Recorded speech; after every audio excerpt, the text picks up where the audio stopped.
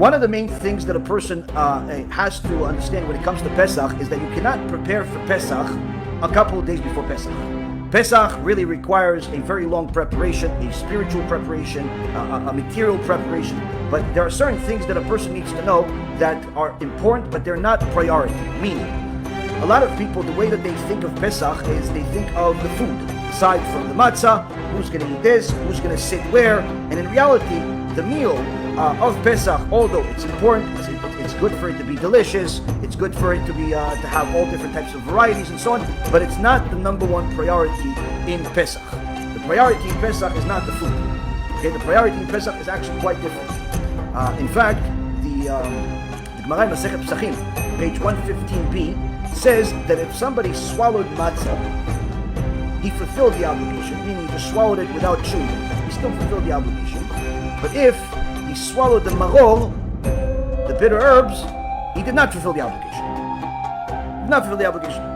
The Rambam paskins this halacha that if somebody swallowed the matzah without chewing, he still fulfilled the mitzvah. But if he did not chew the bitter herbs, he did not fulfill the mitzvah. And the Shulchan Aruch elaborates and also paskins it the halacha in Or Chaim, and he says, why is this the case?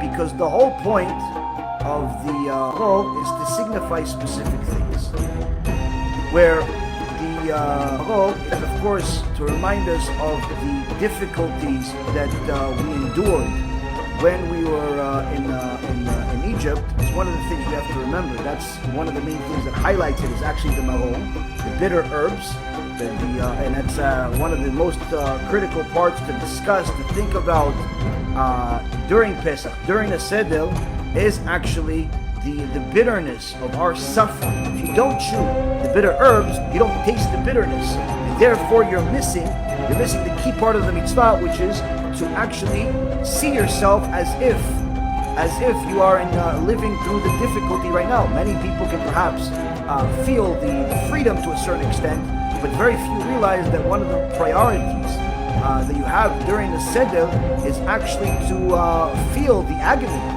that we were in order to truly feel the salvation. The point is to make the whole thing as alive as possible, as real as possible, to truly feel the transition and not just focus on when do we eat.